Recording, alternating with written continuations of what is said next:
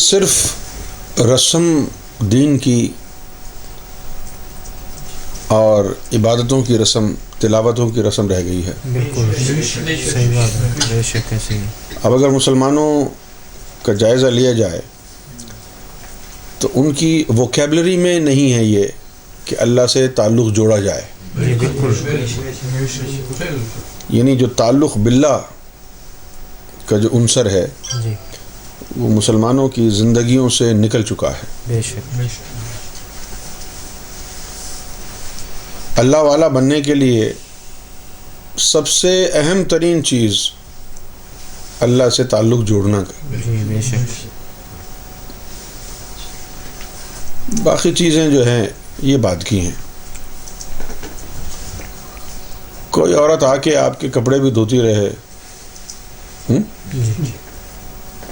کھانا بھی بناتی رہے، سب کچھ کرتی رہے، رہنے بھی لگ جائے آپ کے گھر میں، لیکن دنیاوی اور دینی نظام کے مطابق اس کی حیثیت کیا ہوگی؟ کسی دن اگر وہ چلی جائے تو آپ کیا کریں گے؟ کسی دن اگر وہ چلی جائے تو آپ کیا کریں گے؟ میری بیوی بھاگ گئی ہے، تعلق نہیں ہے نا. جی بالکل.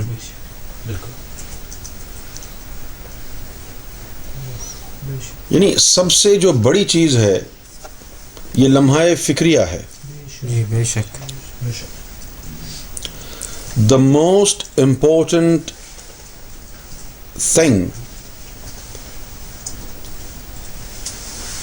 in life of a man who is in search of God, whether that person is a Muslim or a Christian or a Jew or a Hindu or he belongs to any religion, the most important factor in his life is connection with God. بے شک. If you are not connected with God,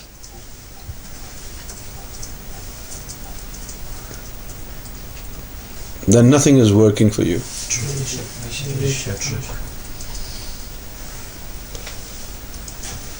Without connection with God,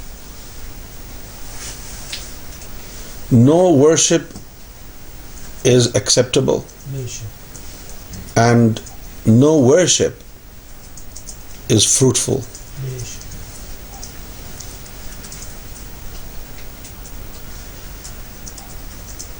A religious scholar will read to you what's written in the book, or he might memorize it to his heart and then tell you. But a religious scholar does not have the caliber or authority to connect anybody of you to connect with God. He cannot connect anybody with God. Humanity needs to understand this.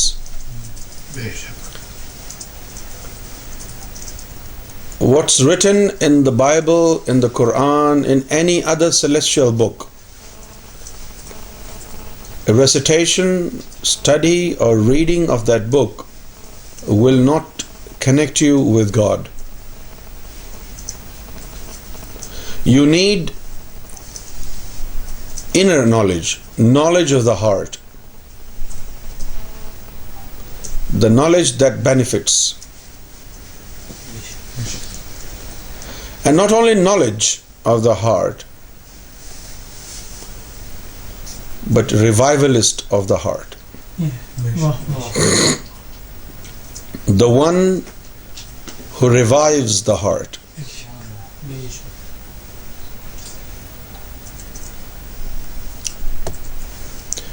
The first step towards establishing a spiritual connection with God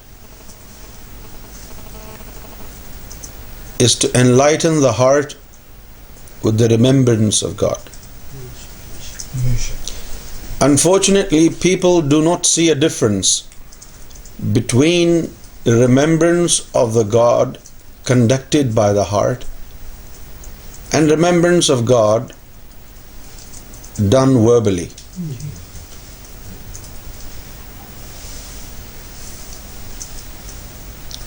Zikr qalb,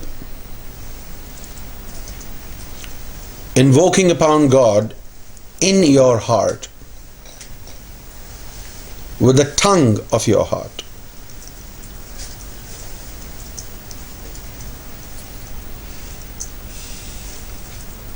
When the throbs of the heart learn to say the name of God.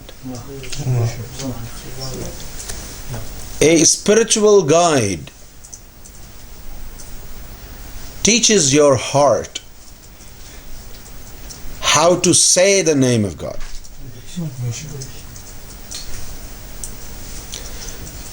He has the art of teaching the hearts.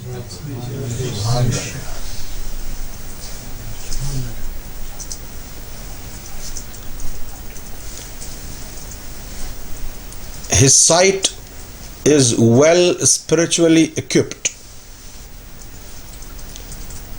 with authority, strength, power, and spiritual chemistry to transform the simple throbs of the heart into repeating the name of God. Only through this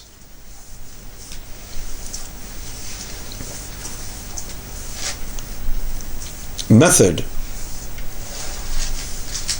of teaching the throbs, transforming the throbs to repeat the name of God, one is able to accumulate God's light, which is produced as a result of repetition of God's name inside the throbs. Once the heart is smoothly saying repeatedly the name of God, and divine energy has started to be produced inside the heart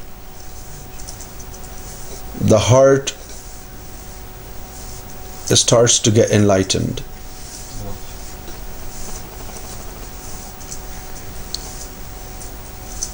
Like we are able to see the shining stars on the sky,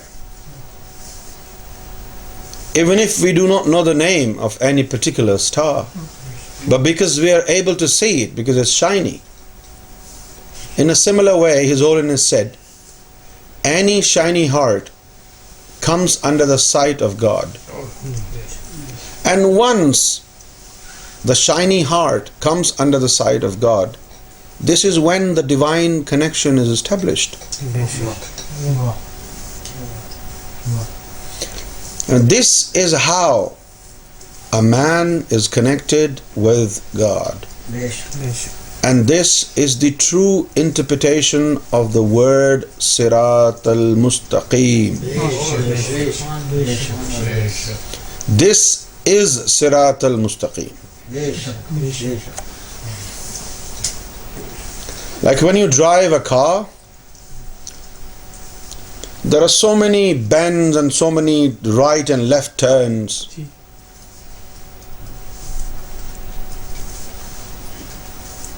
Maybe your destination is only 1 mile away. The real distance between two objects may be just 1 mile. But because of the road network, when you arrive by car, you might have done 3 miles because it's not straight.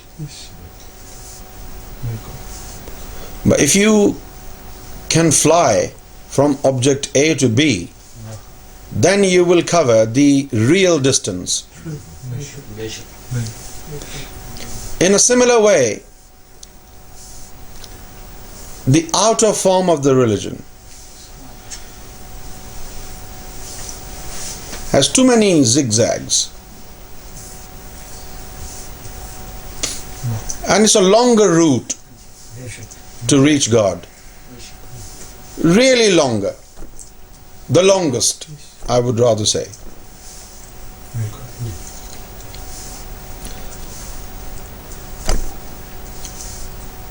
And the chances are, because there are too many bends and too many right turns and too many left turns and ups and downs,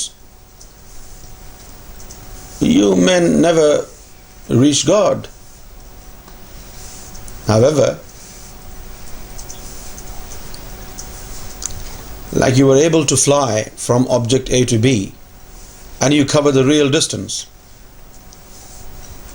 without getting engulfed by different cars and without going on to unreal road network, there is a shortcut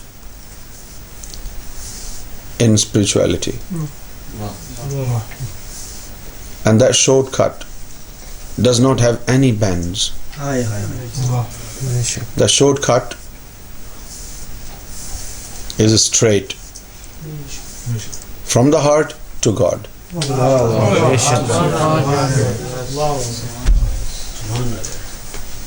From the heart to God. And this is God's prescribed way for a spiritual journey.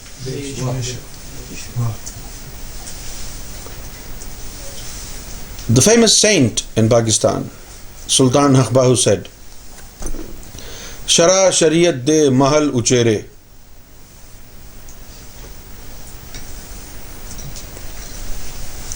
The palaces of the sacred law are pretty beautiful and really majestically high. Neemi fakhr di mori hu. عالم فاضل لنگر نہیں دیندے جو لنگیا سو چوری ہو. There are mighties of the sacred law, and there are scholars and the Islamic clergy. They will never let you go easily. However, there is a very narrow passage towards God.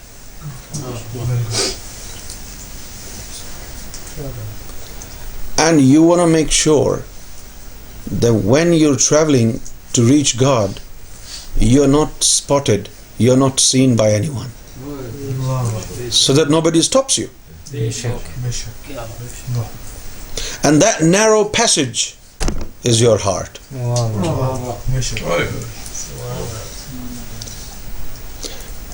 If you're holding a rosary in your hand, haath mein tasbih pakdi hui hai, if you're holding a rosary in your hand and you're going to the mosque 5 times a day and you're growing a beautiful carved beard,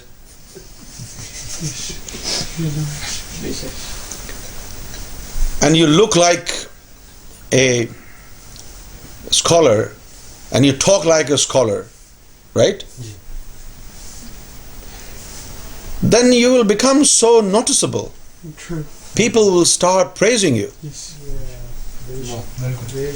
People will start monitoring your deeds and your actions. Right. And you will then forget your real target of reaching God. True. You will become busy with maintaining your outer looks, with maintaining your ritualistic practices. And you'll waste all your time in maintaining to look beautiful, maintaining to look religious. But the real target of reaching God will be missed. However, there is a very narrow passage. If you adopt that narrow passage, you will not be seen by people. Right? You see, why Sultan Akbahu said such a thing. If you want to break into somebody's house, why do you want to do that? Because if you knock on the door and tell them, I'm a thief, I want to steal your stuff, do you think they're stupid enough to allow you to come inside and steal everything and then just walk free? No. But if you come in the late hours of the night, when everybody is sleeping, right? You just break into the house, you burgle into the house, and you pick up every valuable stuff you find there, and you walk free, you leave free in peace, and nobody will ever notice. In order to steal a valuable thing of this invalued world,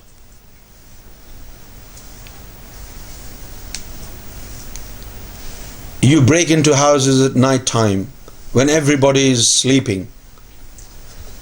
I mean, I say the most valuable aspect of life, the most valuable commodity in life, the most valuable thing in your life is connection with God. You want to steal it, my friend. You want to go the crooked way.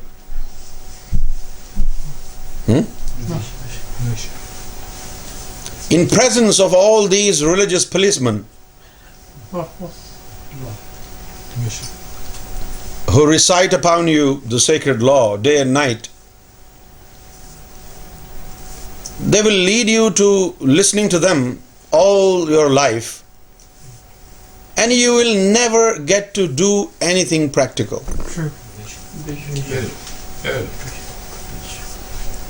Because they enjoy speaking, and they'll tell you, just listen to us, and this listening will lead you to your culmination. But that is not true. The narrow passage that Sultan Akbahu has mentioned is actually the true interpretation of Sirat Mustaqim. His Holiness Gohar Shahi said, returning from the Seven retreat, His Holiness saw that there is a straight passage that leads to Kaaba.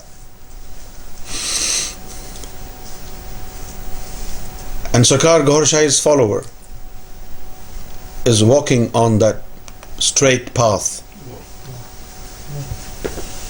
And he is so fast, faster than a car.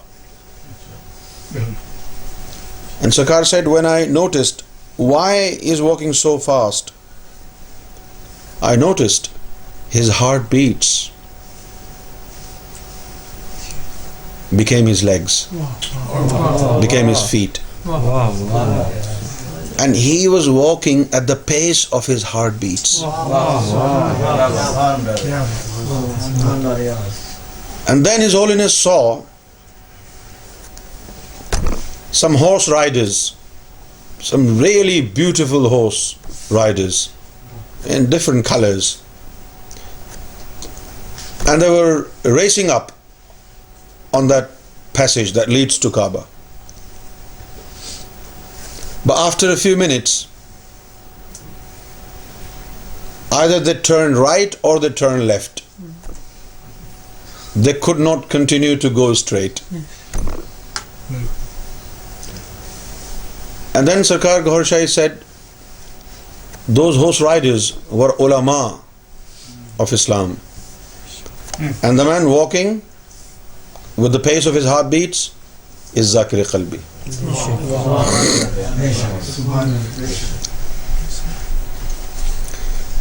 His Holiness Gohar Shahi said, people say you find God through worship. Sarkar said, Gohar Shahi says this is wrong. You do not find God by worship. You find God in your heart. Because there is a hadith, Qalb Mu'min Arshullah, Qalb Mu'min Baitur Rabb. The heart of a true devout is God's house. All you need to do is to cleanse it, is to purify it. And once the heart is completely cleansed, purified, enlightened, and becomes worthy of inhabiting God, it's God's house. God doesn't need to be formally invited to come in. Once the heart is clean, once the heart is purified, once the heart is shiny and enlightened, whoever this heart belongs to will come inside it.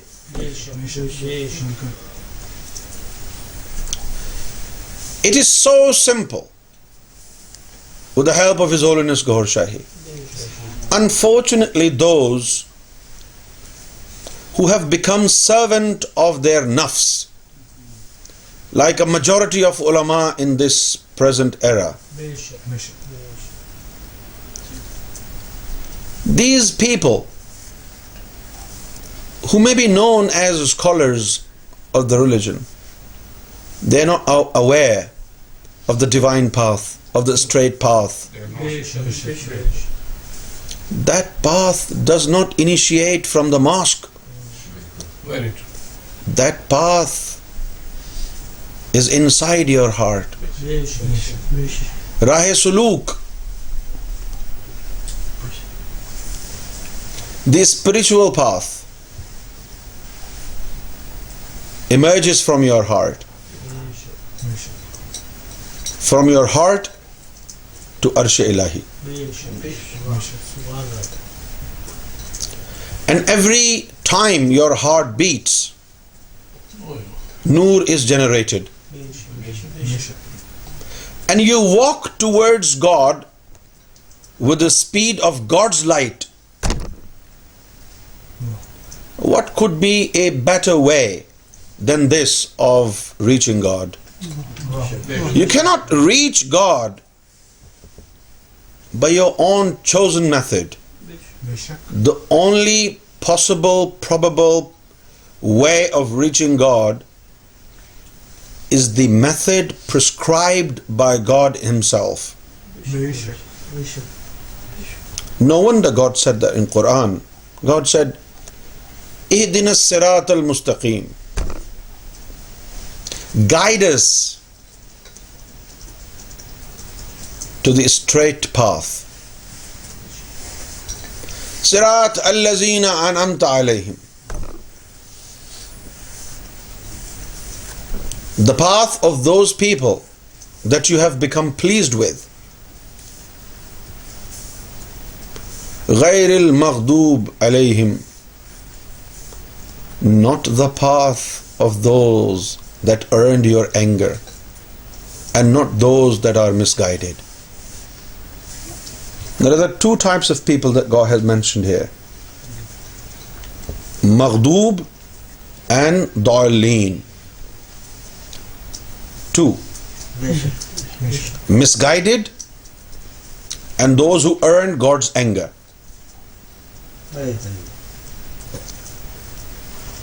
دو قسم کے لوگوں کا ذکر ہے. ایک وہ لوگ ہیں جن پر خدا نے غضب ڈھایا, جن سے وہ ناراض ہو گیا, سخت برہم ہو گیا, غصہ ہو گیا. یہ الفاظ خدا کے شایع نشان نہیں ہیں, لیکن آپ کو سمجھانے کے لیے ضروری ہیں, لہٰذا استعمال کر رہا ہوں. خدا کو تو جلال آتا ہے نا بھائی, لیکن اگر آپ کو جلال کا مطلب ہی پتہ نہیں ہے تو پھر کیا فائدہ ہے ایسا لفظ استعمال کرنے کا. یہاں دو قسم کے لوگوں کے بارے میں ذکر کیا گیا ہے, ایک مغضوب اور ایک ضالین، کہ ہمیں ان لوگوں کے راستے پر نہیں چلانا کہ جنہوں نے آپ کے غصے کو للکارا ہے، جو گمراہ ہو گئے ہیں. دو قسم کے لوگ ہیں یہ. جی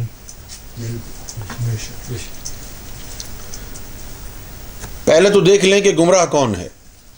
میں قرآن کی بات کر رہا ہوں. Nothing is coming from me, right. یہ جو کچھ بھی کہہ رہا ہوں میں قرآن کی روشنی میں آپ کو بتا رہا ہوں، تاکہ آپ میں سے کسی شخص کو ہمت نہ ہو کہ اس کے اوپر انگلی اٹھائے. اب ہمیں سمجھنا یہ ہے کہ یہ جو ضالین ہیں یہ کون ہیں، اس گروہ میں کون سے لوگ آتے ہیں. جی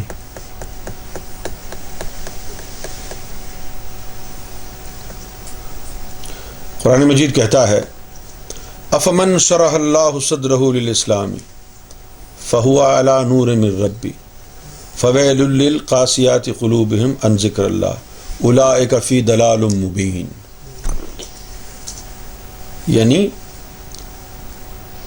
اور وہ شخص اللہ سے جس کا سینہ کھل گیا،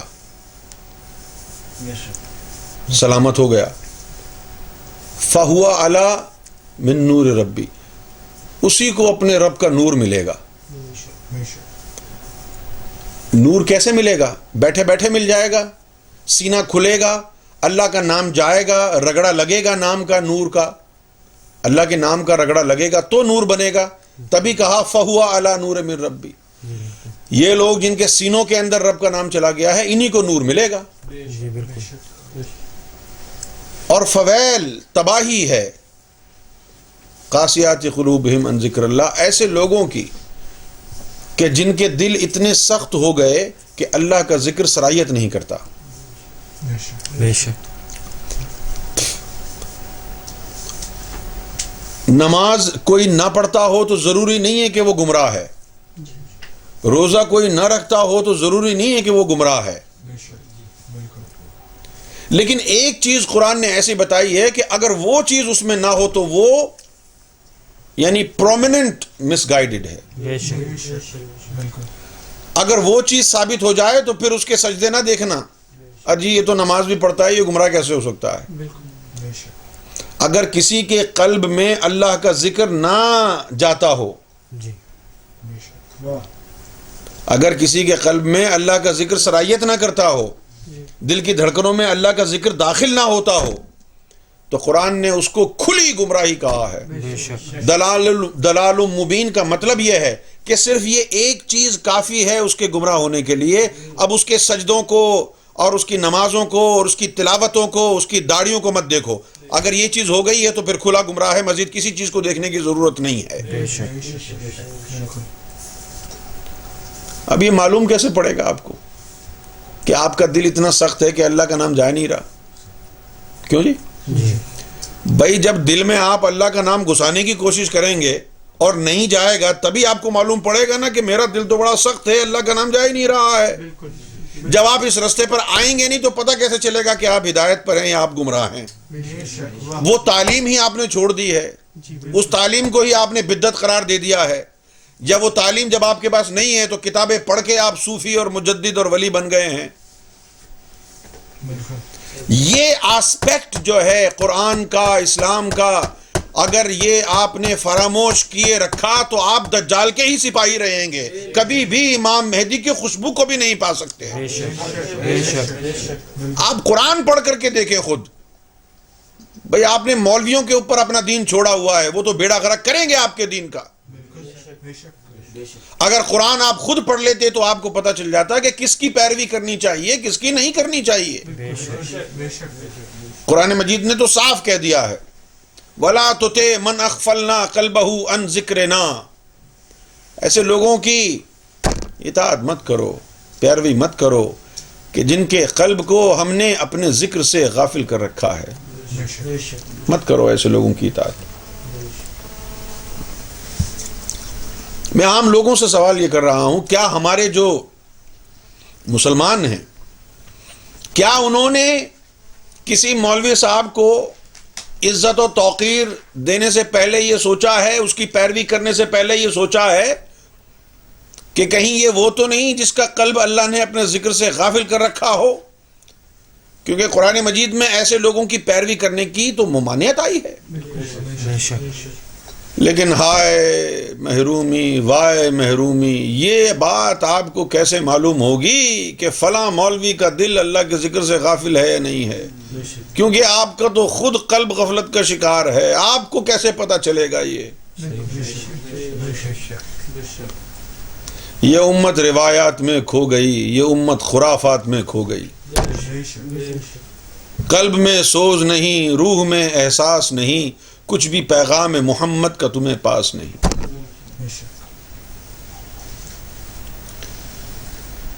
کیسے معلوم ہوگا کہ بھئی قلب میں اللہ کا نام سرایت ہی نہیں کر رہا ہے؟ جس چیز کو قرآن نے اتنا زیادہ زور دے کر بتایا ہے کہ اگر یہ چیز نہ ہو تو کھلی گمراہی ہے، اس کی طرف مسلمانوں کا دھیان ہی نہیں جا رہا. مولویوں کی تقریروں کے پیچھے پڑے ہوئے ہیں. بس نماز پڑھو چاہے اللہ قبول کرے یا نہ کرے. اجی ہم کو کیسے پتا چلے گا کہ نماز اللہ نے قبول کی ہے نہیں کی؟ کیوں بھائی؟ کیسے پتا چلے گا؟ بھائی ہم کو یہ تو پتا چل جاتا ہے کہ ڈاکٹر نے جو گولی دی ہے، ٹیکا لگایا ہے، اس سے آرام آیا کہ نہیں. بالکل. جب یہ پتا چل جاتا ہے تو پھر نماز قبول ہوئی یا نہیں ہوئی یہ کیوں نہیں پتا چل سکتا، جبکہ قرآن نے نماز کو میڈیسن ہی قرار دیا ہے. ان الصلاۃ تنہی عن الفحشاء والمنکر، بے شک نماز برائیوں اور بے حیائیوں سے روکتی. تو میڈیسن ہی ہو گئی نا. جی بالکل. اب آپ آرام سے پتا چلا لیں کہ آپ کی نماز قبول ہوتی ہے یا نہیں. ٹھیک ہے، ٹائم نوٹ کر لیں کہ آج سے نماز شروع کر رہے ہیں، 1 مہینے بعد دیکھیں کتنی برائیوں سے رکے.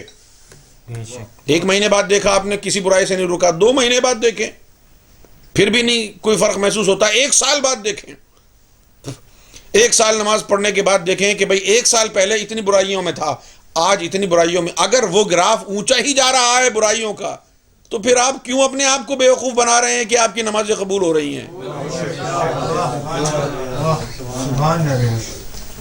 یہ ہے حقیقت اسلام، یہ ہے حقیقت ایمان. یہ فہم، یہ سوچ سیدنا امام مہدی گوہر شاہی نے عطا فرمائی ہے. قرآن کا صحیح مفہوم، قرآن کی صحیح روح سیدنا امام مہدی گوہر شاہی نے عطا فرمائی ہے. انسانیت پر، اسلام پر احسان چڑھایا ہے سرکار امام مہدی گوہر شاہی علیہ السلام. طریقہ بتایا ہے. آپ فرماتے ہیں کہ اپنے آپ کو آزمانے کا، اپنے مرشد کو آزمانے کا ایک ہی طریقہ ہے. کسی کامل کو تلاش کر کے ذکر قلب کی دولت حاصل کرنے کی کوشش کرو. اگر وہ کامل تمہارے دل کی دھڑکنوں کو اللہ اللہ میں لگا دے تو وہ کامل ہے اور تو بانصیب ہے. اگر نہ وہ تیرے دل کی دھڑکنوں میں اللہ اللہ میں لگا سکے، نہ کسی اور انسان کے دل کی دھڑکنوں کو اللہ اللہ میں لگا سکے، تو پھر وہ کامل نہیں ہے. ایسے کاملوں کو سلطان باؤ نے کہا بوری میں بند کر کے دریا راوی میں بہا دو. آج ہمارے پاس مجدد رواں صدی بھی ہیں، شیخ الاسلام بھی ہیں، لیکن یہ تعلیم جو قرآن کا مغز ہے، یہ تعلیم کہاں ہے؟ کیسا تصوف ہے تمہارا؟ کتابوں پڑھنے والا تصوف. کتاب پڑھ کے کوئی رب تک نہیں پہنچا. اگر کتاب پڑھ کے کوئی رب تک پہنچ جاتا تو قرآن کی تلاوت کرنے والا ہر شخص اللہ کا واصل ہوتا. یہاں تو قرآن پڑھنے کے باوجود بھی لوگ ایک دوسرے کو قتل کر رہے ہیں. سارے مسلمان فرقے قرآن مجید کی تلاوت کرتے ہیں، اس کے باوجود ایک دوسرے کی مساجد میں بم بلاسٹ کر رہے ہیں. کتاب پڑھ کے کوئی خدا والا نہیں ہوا، اللہ والا نہیں بنا. قرآن کی روح، قرآن کا مغز یہ تعلیم ہے. دل میں اللہ کا نام داخل کرنا، پھر پتا چلتا ہے اگر دل میں اللہ کا نام اتر گیا تو تو مومن ہی مومن ہے. اب تیری اصلاح کا پروسیس شروع ہو جائے گا. جب دل میں اللہ کا نور چلا گیا، اللہ کا نام اتر گیا، دل کی دھڑکنوں میں اللہ اللہ شروع ہو گئی، تو ایمان میں داخل ہو گیا. اور دل میں اللہ کا نام ایسے نہیں جاتا،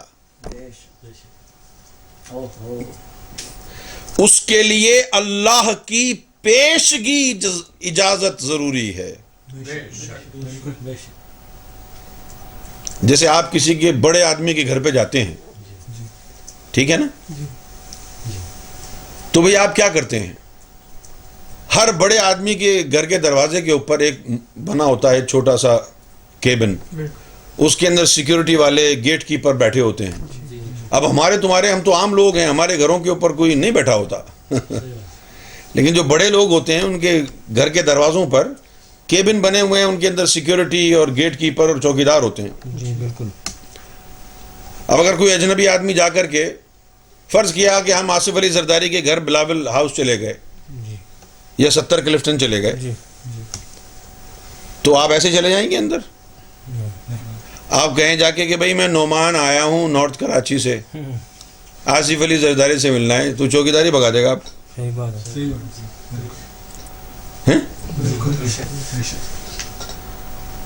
لیکن اگر آپ بھی کوئی بڑے آدمی ہیں، آپ جائیں چوکیدار کو کہیں ہیلو میں فلاں سیاسی پارٹی سے ہوں، اس کا صدر ہوں، یہ میرا کارڈ جا کے صاحب کو دو. اب وہ اندر لے کے جائے گا، پھر آصف علی زرداری کہے گا ارے یار یہ وہ آدمی، چلو جی بھیج دو اندر. بالکل. ٹھیک ہے نا. اسی طریقے سے اب آپ اللہ سے ملاقات کرنا چاہتے ہیں،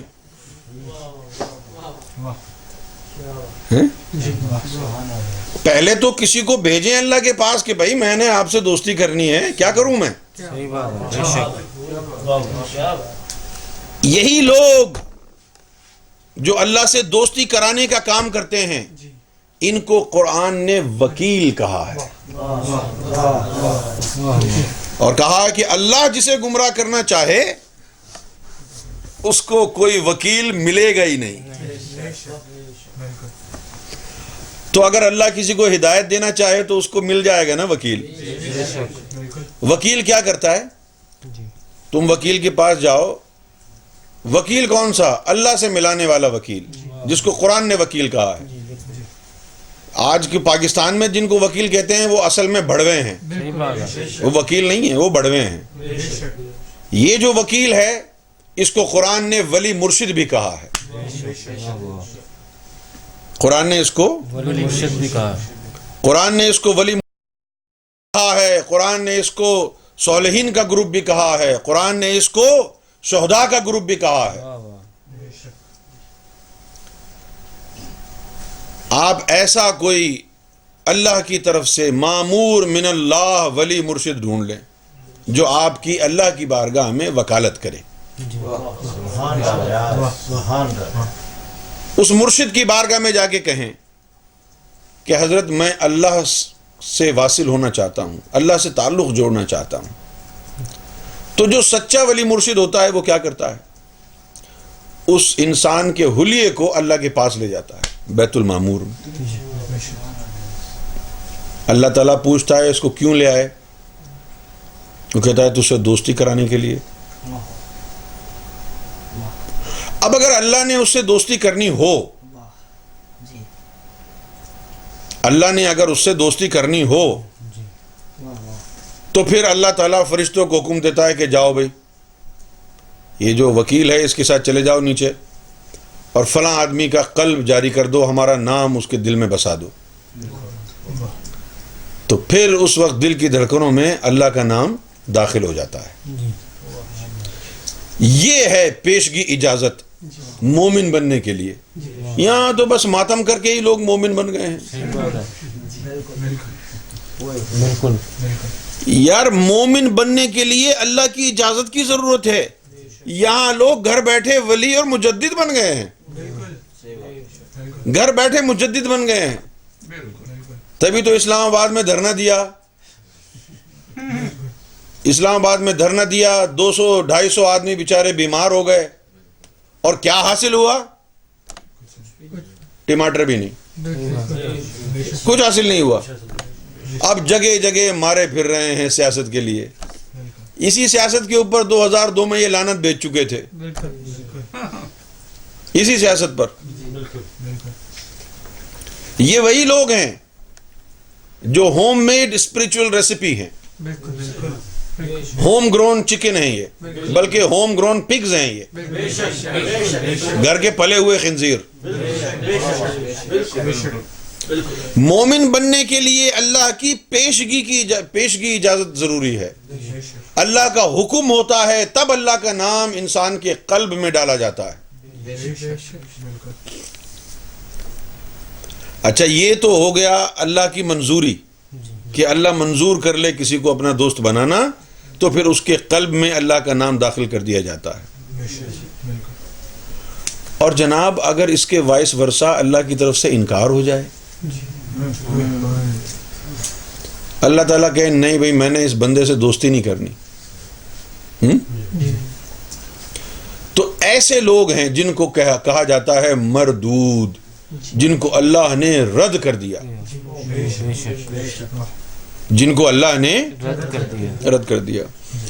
اب جب اللہ کا حکم ہی نہیں ہے کہ اس کے قلب میں اللہ کا نام جایا جائے, تو پھر لاکھ بھی مرشد کوشش کرے نا کہ اس کے دل میں اللہ کا نام اتر جائے تو نہیں اتر سکتا. ایسے لوگ کھلی گمراہی میں ہیں. آپ سمجھ گئے میری بات؟ تو ان لوگوں کا کیا کہیں گے ہم کہ جن لوگوں کو اپنی تقدیر آزمانے کا علم ہی نہیں آتا, ان کو یہ کیسے پتا چلے گا کہ ہم کو اللہ پسند کرتا ہے یا نہیں کرتا ہے؟ جس طریقے پر چل کے پتا چلتا ہے کہ میرے نصیب میں کیا لکھا ہے, ایمان ہے یا نہیں ہے, جس کو یہ طریقہ ہی نہیں پتا, تو وہ اس کے اندر کی چیزیں تو اس لا علمی میں اور اس جہالت میں ختم ہو جائیں گی, اور وہ اپنی نمازوں کے اوپر تکیہ کر کے, اپنے روزوں کے اوپر تکیہ کر کے یہاں سے اسی دنیا سے چلا جائے گا, اور وہاں پتہ چلے گا کہ وہ تو جہنمی ہے, وہ تو سودا ہی کوئی اور تھا. یہ تو ہو گیا گمراہ ہونا. گمراہ کون ہے؟ جس کو اللہ نے منظور نہیں کیا, اور وہ کھلی گمراہی ہے. اچھا, اب وہ جو مغضوب والا گروپ ہے وہ کون سا ہے؟ دیکھا یہ گیا ہے کہ مغضوب زیادہ تر لوگ وہی ہوتے ہیں جو گمراہ ہوں, لیکن خاص طور پر مغضوب ان لوگوں کو کہا جاتا ہے کہ جو نبیوں اور رسولوں اور ولیوں کو تنگ کرنے والے ہوں, ان کی غیبت اور ان پر بہتان لگانے والے ہوں, ان کو نقصان پہنچانے والے ہوں. قرآن مجید کہتا ہے ان الذین یؤذون اللہ ورسولہ لعنہم اللہ فی الدنیا والآخرہ وأعد لہ عذاب مہینا. قرآن مجید نے کہا ہے کہ جو لوگ اللہ اور اس کے رسول کو اذیت دیتے ہیں, دنیا اور آخرت میں اللہ کی ان پر لعنت ہے. بے شک بے شک. اور یہ اللہ کا وعدہ سمجھو, وأعد لہ, اور یہ اس کا وعدہ ہے کہ ان کے لیے بڑا دردناک عذاب تیار کر رکھا ہے اللہ نے. بے شک.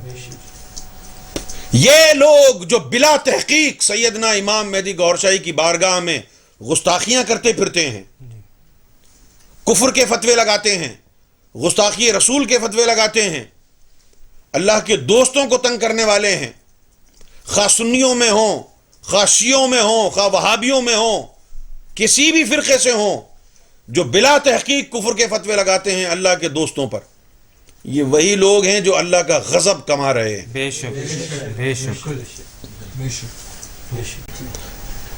یہ دو لفظوں کی اب تشریح سمجھ میں آ گئی نا؟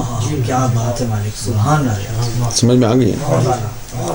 ان الذین یؤذون اللہ ورسولہ لعنہم اللہ فی الدنیا والآخرہ وأعد لہ عذاب مہینا.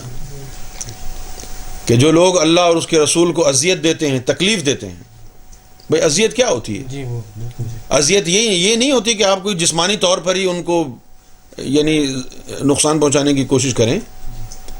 کہتے ہیں کہ زبان کا گھاؤ تلوار کے گھاؤ سے بھی بڑا ہوتا ہے. بے شک.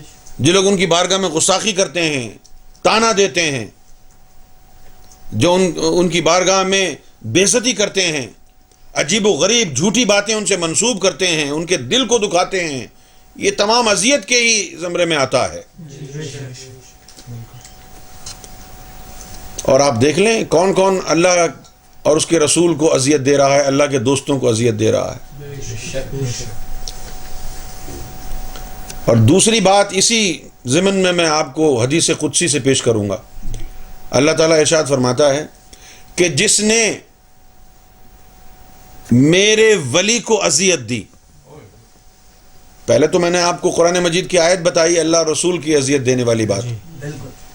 ان الذین یؤذون اللہ ورسولہ لعنہم اللہ فی الدنیا والآخرہ واعد لہ عذاب مہین. اور دوسری حدیث قدسی سے میں دیتا ہوں کہ اور جس نے میرے ولی کو، میرے دوست کو اذیت پہنچائی تو میں اس کے خلاف اعلان جنگ کرتا ہوں. اعلان جنگ پیار میں تو نہیں کیا جاتا نا، اعلان جنگ تو غصے میں کیا جاتا ہے نا، غضب میں کیا جاتا ہے نا.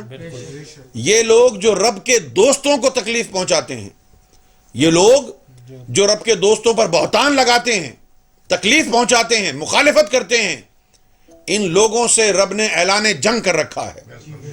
اور اللہ کا جو جنگ کرنا ہے وہ ایسا نہیں ہے کہ آپ جس طرح جنگ کرتے ہیں کہ بندوق سے یا تلوار سے بندے کو مار دیں. وہ تو 1 منٹ کے اندر بندہ مر جاتا ہے اور سزا ختم ہو جاتی ہے. سرکار گوھر شاہی فرماتے ہیں کہ اللہ جب جنگ کرتا ہے تو ہر لمحے دائمی طور پر ان کے ایمان پر اللہ کے غضب کی تلوار چلتی رہتی ہے. جو وہ تلوار اللہ کی اس کے ایمان کی گردن پر چلتی ہے، ویسے ویسے ہی وہ رب کی، رب کے حبیب کی، رب کے دوستوں کی بارگاہ میں گستاخ سے گستاخ تر اور گستاخ تر سے گستاخ ترین ہوتا چلا جاتا ہے. جیسے جیسے وقت گزرتا ہے اس کی گستاخیاں بڑھتی جاتی ہیں، اس کی گستاخی میں شدت آتی جاتی ہے، حتیٰ کہ وہ سراپا ایک سمبل بن جاتا ہے گستاخی کا، اہانت کا ایک نمونہ بن جاتا ہے. جیسے کہ یہ بن گئے ہیں لوگ، طاہر القادری جیسے مولوی، حمادی جیسے مولوی، ختم نبوت والے جیسے مولوی، اور آج کے دور میں ہماری انجمن کے بھی لوگ، ہمارے اپنے امام مہدی سرکار گوھر شاہی کے کچھ اہل خانہ، یہ بھی انہی لوگوں میں شمار ہوتے ہیں.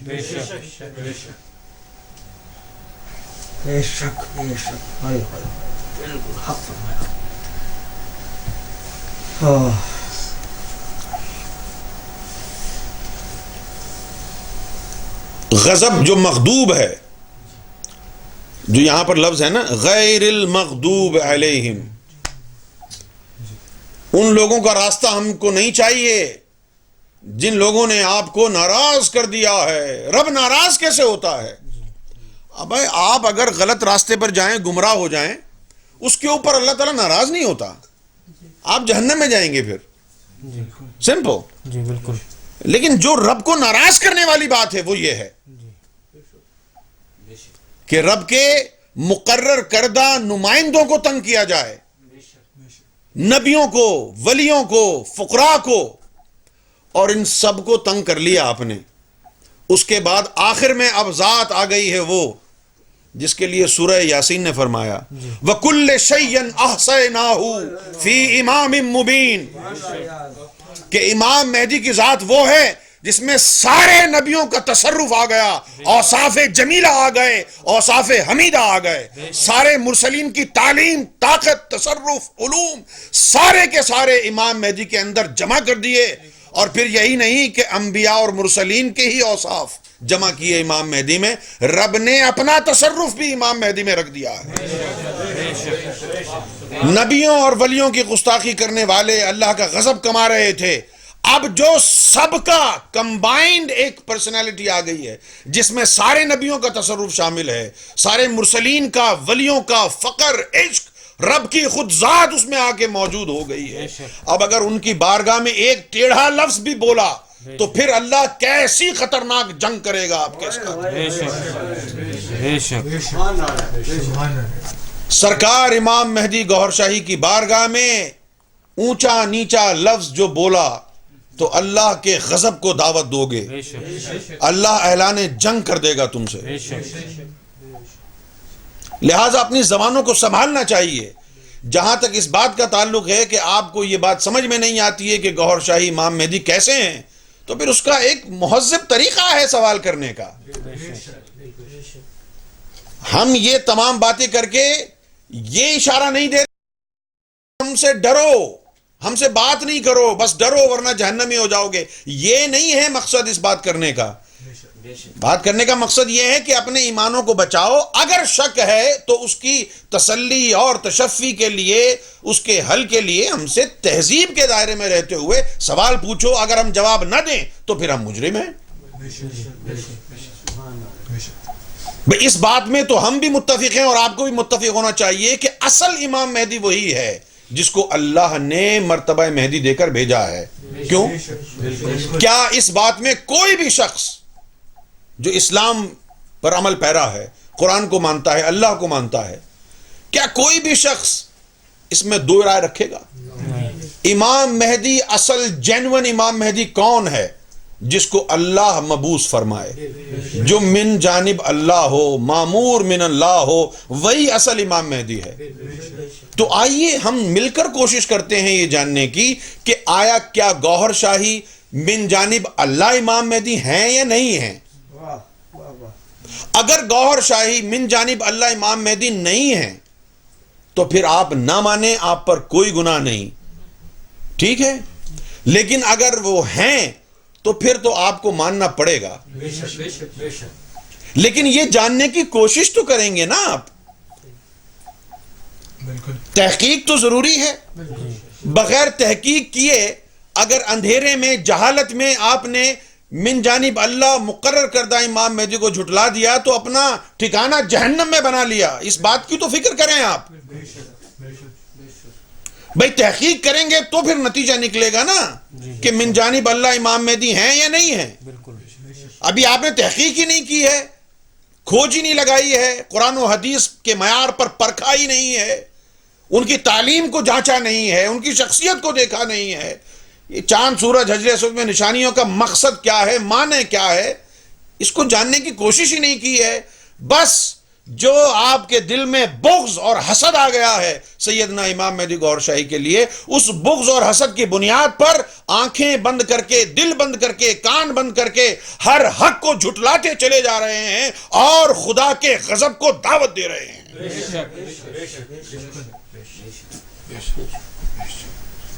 لہذا عوام الناس کو چاہیے کہ وہ تحقیق کرے اور جو سوال ان کو پوچھنے ہیں یہاں پر تشریف لائیں. آپ تہذیب کے دائرے میں رہتے ہوئے ایک سائل بن کر, سائل حقیقی بن کر, ایک جینوئن سیکر بن کر کے آئیں, سوال پوچھیں. بھئی جب ہم کہہ چکے ہیں کہ ہم دونوں فریقین اس بات پر متفق ہیں کہ امام مہدی وہی اصل امام مہدی ہے جو اللہ نے مقرر فرمایا ہے, اور ہم اسی امام مہدی کو امام مہدی مانتے ہیں جو من جانب اللہ ہے. خود ساختہ امام مہدی جتنے بھی آئے وہ تو ذلیل ہو کے چلے گئے. من جانب اللہ امام مہدی ہی امام مہدی ہے. ہمیں تو 1000% یہ یقین ہو گیا ہے کہ سرکار گوھر شاہی امام مہدی ہیں. آپ کو اگر شک ہے تو ہم سے سوال کر لیں. وَمَا عَلَيْنَا إِلَّا الْبَلَاغُ الْمُبِينُ.